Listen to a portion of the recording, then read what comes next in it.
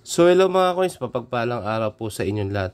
So yun, nakagawa ulit po tayo ng content. So yun, medyo hindi naging ganun kaganda yung naging outcome po ng mga content natin. Pero goods lang po yun.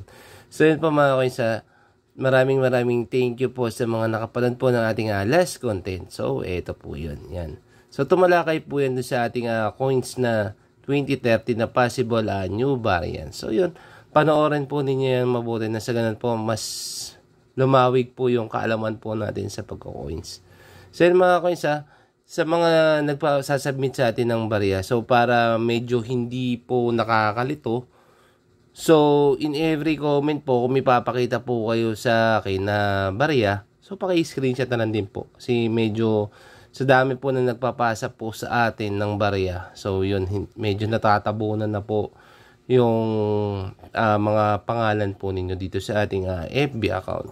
So yan, tapusin po natin mga coins yung video na sa ganun po malaman po natin kung paano po mag-submit. And syempre mga coins, panoorin po natin yung mga content ng buo. Kasi dalas po may nagpapasa sa atin, may nagsasubmit sa atin ng mga barya na basta na lang po nila sinasubmit. So wala naman po kasi akong kunyari. For example po, may nagpasa po sa akin ng naghahanap daw po ako ng 2003 na frosted. So, wala po akong content sa pagkakatanda ko na ako po ay naghahanap ng frosted na 2003 na 1 piso. So, wala pong ganun. So, yan po. Mga coins, ito, may nabili tayong barya. So, yun. Galing to kay Bossing. Yan. So hard to find po ito. So i-unbox po natin to maya. So bago po yan, nais ko lang din po magpasalamat dun kay Sir. So ito po, yan. Si Sir Coins TV. So yan, thank you Sir sa pag-subscribe nyo po sa ating YouTube channel. So yan, in return syempre nag-subscribe din tayo kay Bossing. So yan, thank you. Yan sir, kung sakaling order po kayo kay Bossing ng frame, so yun, sabihin nyo lang po, si Macoins, kilala naman po ako ni Sir Aldrin, yan, so yun, chat nyo lang po. So yan mga coins, in this video, ating i-unbox itong hard to find na aking na-purchase. So yun, wag natin masyadong patagalin, pahabain, so samahan nyo po ako mga coins. Tara, let's go!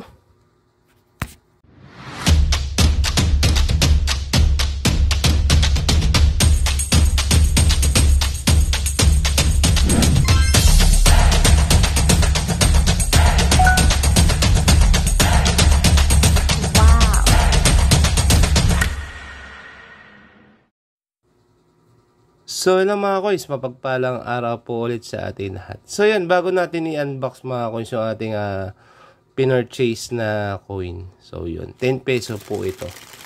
So sa totoo lang, medyo pricey siya ng konti. But din, syempre, goods lang po yun. So binili natin siya kay Sir. Ito po, yan. So legit po yan si Bossing. So yan, kung may mga coins po kayo na gustong bilhin kay Sir, so yan, chat nyo lang po siya. So yan, medyo bagsak presyo kung nabili itong hard to find na to. So yun, isa na lang magiging kulang nito.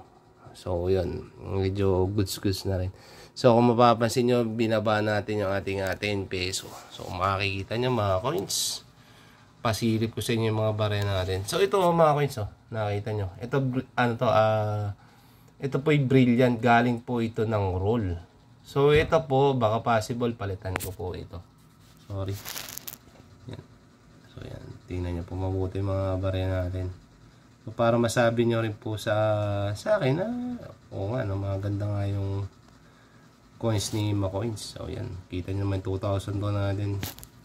Ito mga possible kung papalitan dyan. Ito and ito lang siguro 2,003. So kita nyo naman po, rose gold po yan mga coins. So itong 2005 natin, rose gold. 2007 and wala pang 2006, sorry, 2007 wala pa. So ito po 2009. So baka possible yung galing blister pack po yung kunin po natin. So makikita nyo mga coins, halos almost goodies talaga po siya lahat. Yung 2014 natin na yan, semi hard to find, and 2016 natin, syempre. Yan yung mga commemorative. Baka ito, palitan ko to mga coins. Medyo swangit to eh. So, ito, magaganda to, halos rose gold yan. So, ito lang medyo parang naligaw. Yan. Pero, goods na rin po. So, yan, i-unbox na po natin mga coins yung ating na-purchase kisser. So, unang price nito nasa, eto, pakita ko po sa inyo. Yung unang price niya, bago siya bumaba dun sa pinakamababa. So, ito po.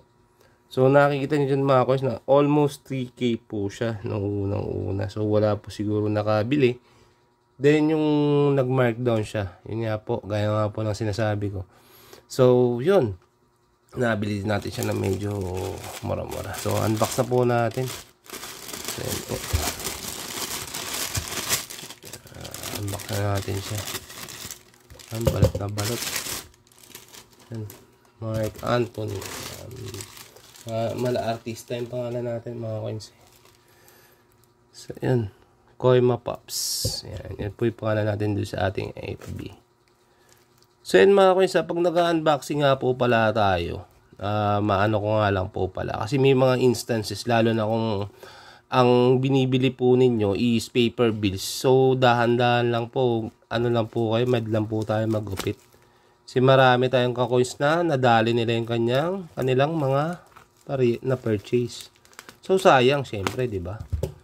Yun, pag mga ganito, ito since ito naman na purchase ko is coins. So hindi tayo masyadong magbabadar na may magupit po tayo. So goods lang kahit medyo persahin natin ng konti. Pero kung ang pinurchase nyo po is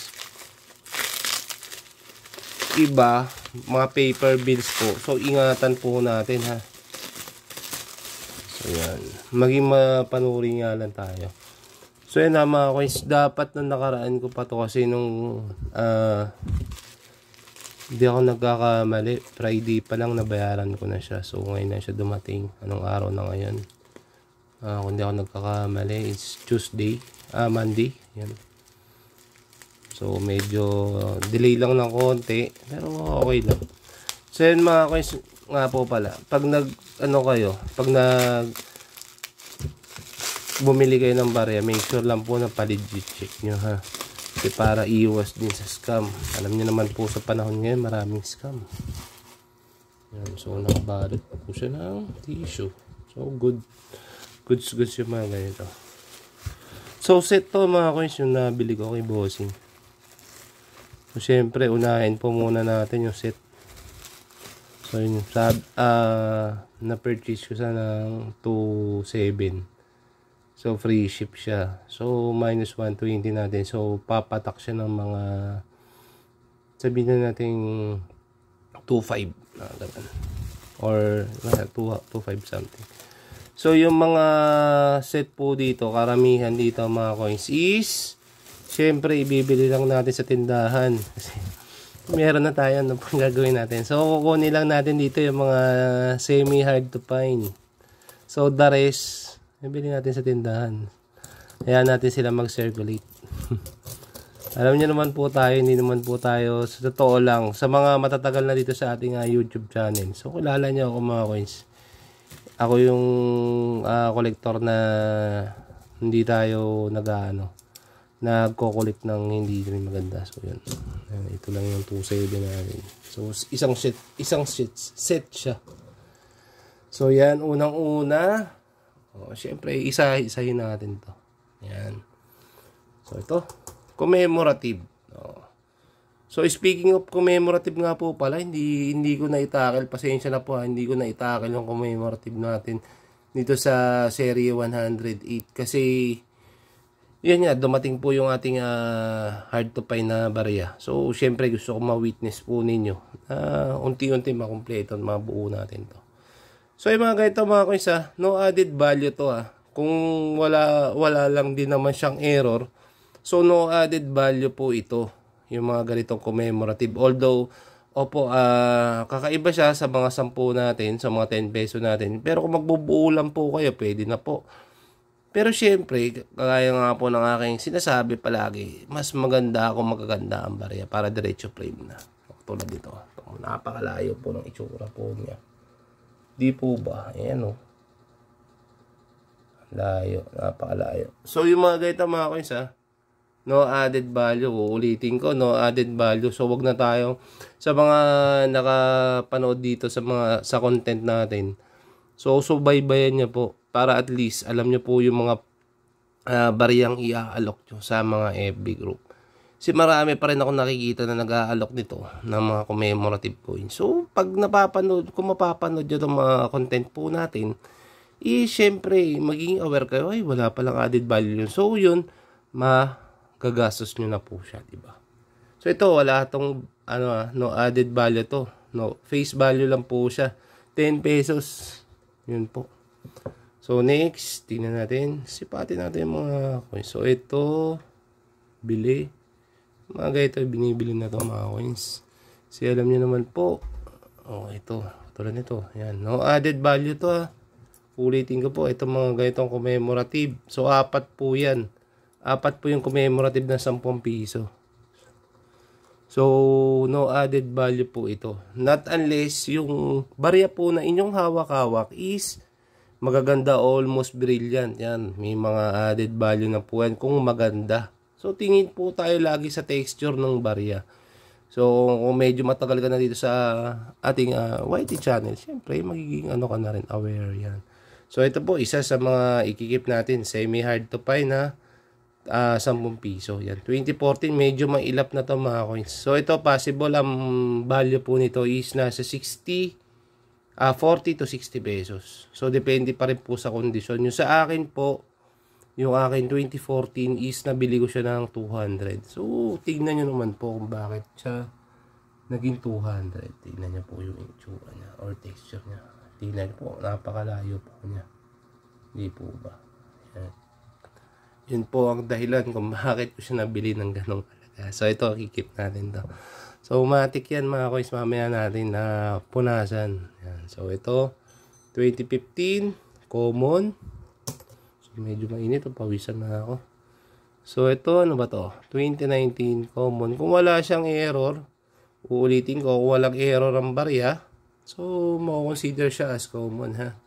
Wag na po tayo magkikip ng mga barya na sa tingin nyo lang po ay may value. Yan. So, 2018, 2019 yung isa. So, iniikot natin. Wala siyang error. Next. Ito.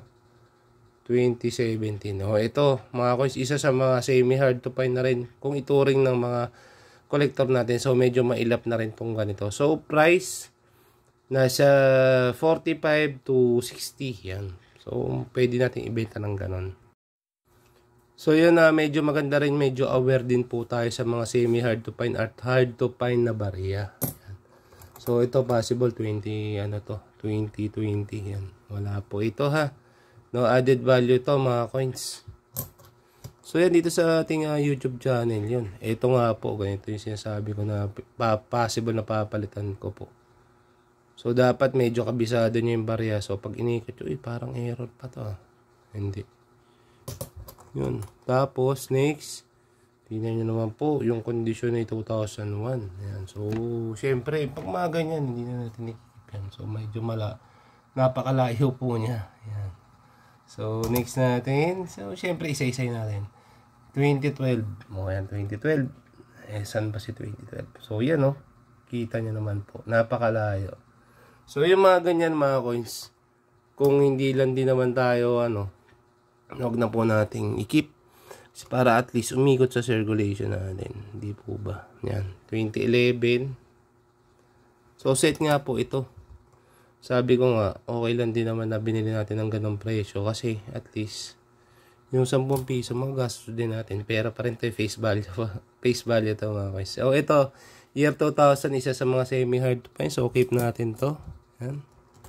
So, yung mga semi-hard to find na, huwag kayong mag-atubili na ikip. Kasi, syempre, meron pa rin yung added value. 2017. So, wala. So, ano ba to? 2016. Ayan. So, sa mga semi-hard to find na, pareha. So, yun. Pasilip natin 2060 na rin. So, para masabi nyo naman. Ay, oo nga. Ang ganda nga ng mga barya ni McQueens. Yan. O, kita nyo naman. Napakalayo niya.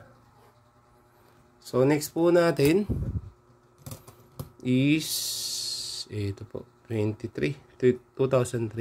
So, ito. Masabi ko, malayo din talaga. Yan po. Yan o. Medyo malayo. Hindi lang pala medyo. Malayo po talaga. Yan po. So, medyo malikot yung cam natin para at least, yan. So, next. Malabo yung natin, yan. So, 2008. Yan. Ito yung masasabi ko mga koy sa medyo mahirap na rin talaga maganap. So, kung nagbubuo kayo ng die, may iilang variant po ito. Kung di ako nagkakamali, may 3 variant itong 2008. So, next po natin, 2013, 2004. So, ito, makikita nyo, ito talaga, napakalayo ng itsura. Yan po. Diba? Layo po. So, yan, pag ganyan, mga coins, ay strongly advise na i-let go nyo na lang po. Ayan, ito medyo maganda-ganda pa to. So, siguro mapunasan lang to. Ito yung ano natin, mahiwaga natin basahan. Ayan. So, yung mga ganyan, try nyo punasan. Kung umismot pa't gumanda pa, matik na yan. O, diba? May ano to eh, may, parang may powers tong basahan natin eh. Ayan. Ayan o, diba? Ayan lang, mga sikreto mga coins. So, medyo bubombahin nyo lang ng ano. So, yun po. So, ito po yung ating na-purchase. Yan. So, nakalagay po yun dito sa ating ano. Yan. So, medyo swangit na rin. Pero, goods lang. Ganun talaga mga coins. So, open natin siya. At least ito, masasabi ko na kahit medyo, kasi mga coins, sa totoo lang, medyo mahirap na rin talaga makahanap ng magandang kondisyon ng ganitong year. So, anong year po ba ito? Yan. So, mahirap pong buksan Nako, mahihirapan tayong buksan tong ano na to at medyo sealed siya. Saglit lang. Medyo, pag gumaganyan mga kayo sa magpe-purchase kayo, so make sure lang po, paligid check nyo siya. Para at least hindi po kayo ma-scam. So, yun po iwasan nyo. Kasi, siyempre po, pera po yan.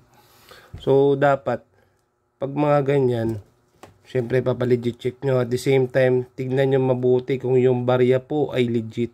Kasi marami po naglalabasa na ganito.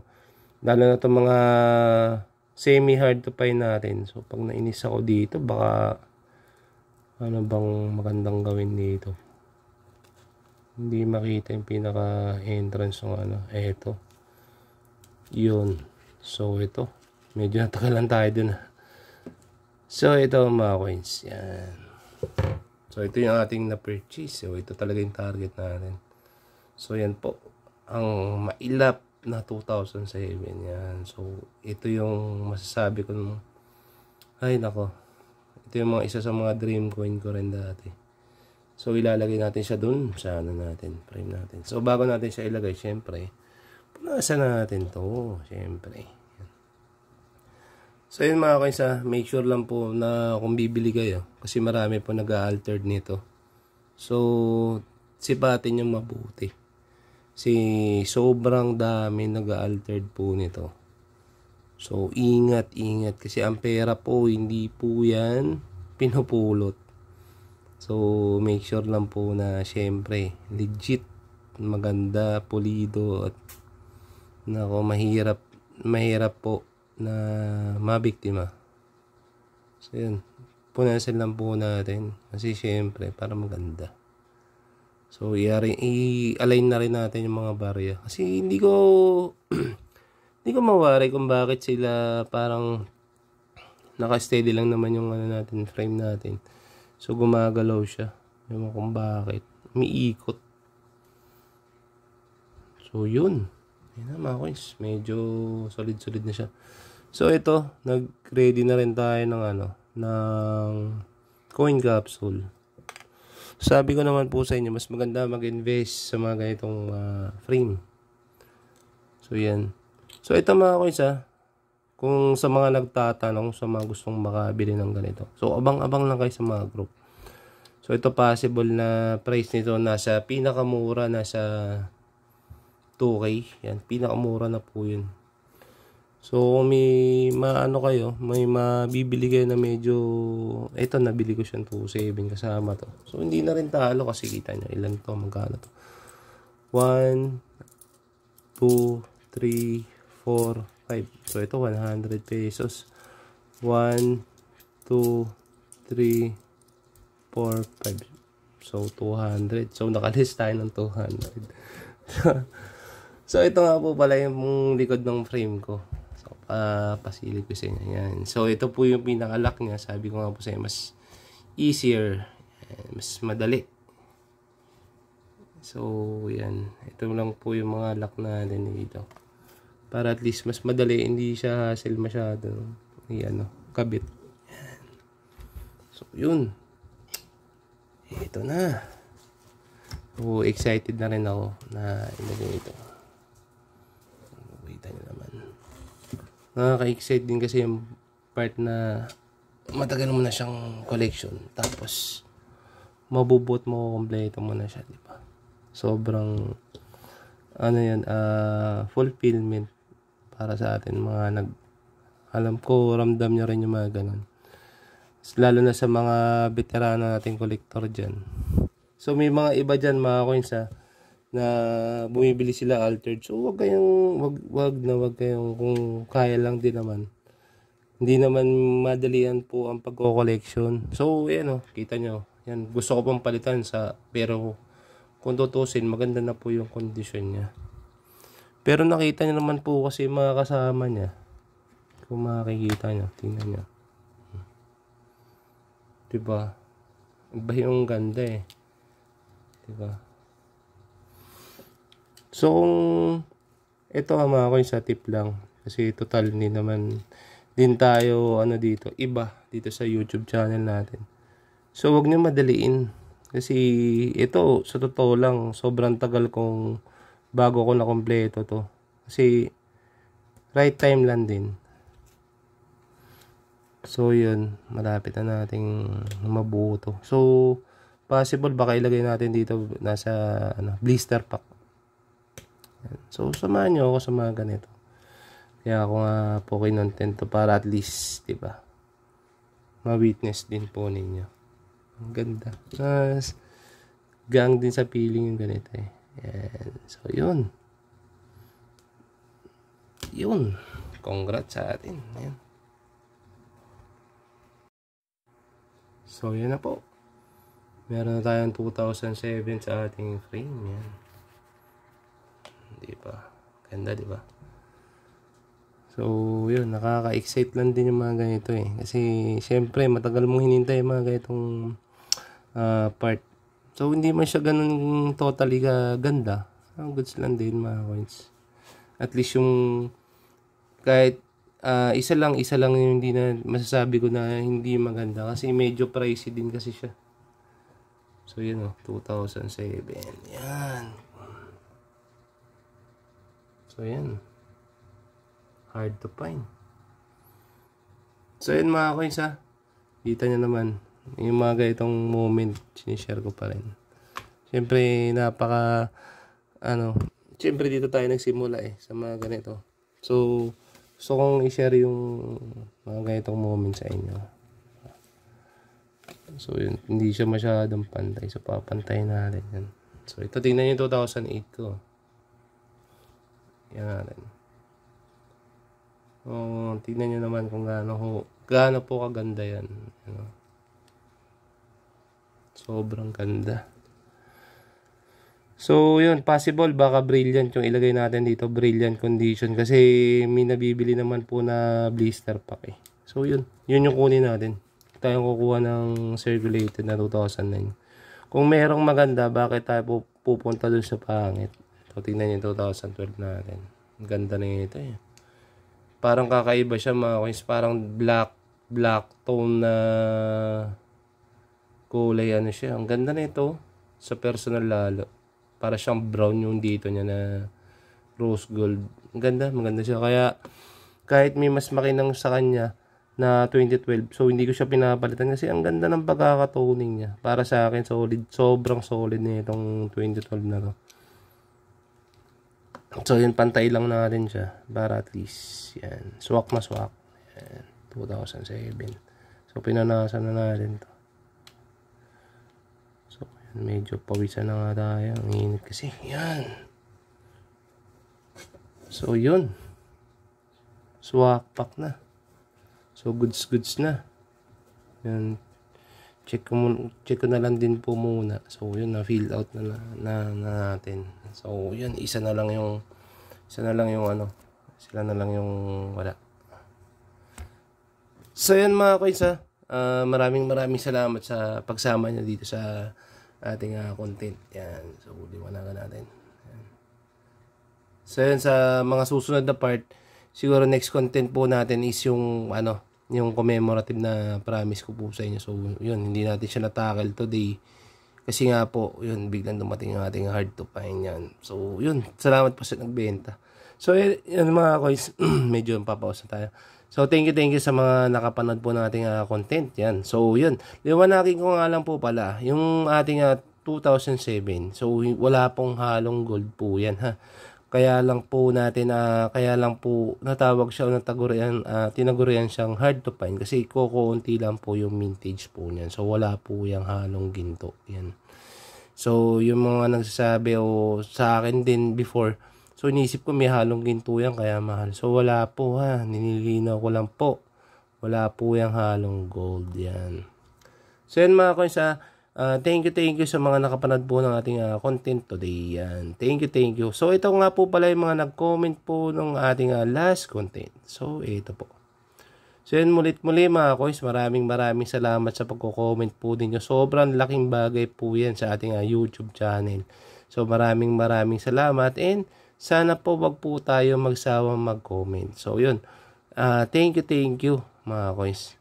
Hanggat kaya ko, re-replyan ko po kayo sa mga katanungan po na inyong gustong itanong sa akin. So yun, pakikisuyo ko lang po, sana paki-screenshot po yung comment para makilala ko rin po kayo. Ha? So yun, maraming salamat mga coins and ingat po kayo. Alam niyo naman po, mainit and ingat po. See you on the next content. God bless po and kita-kits po. Bye-bye.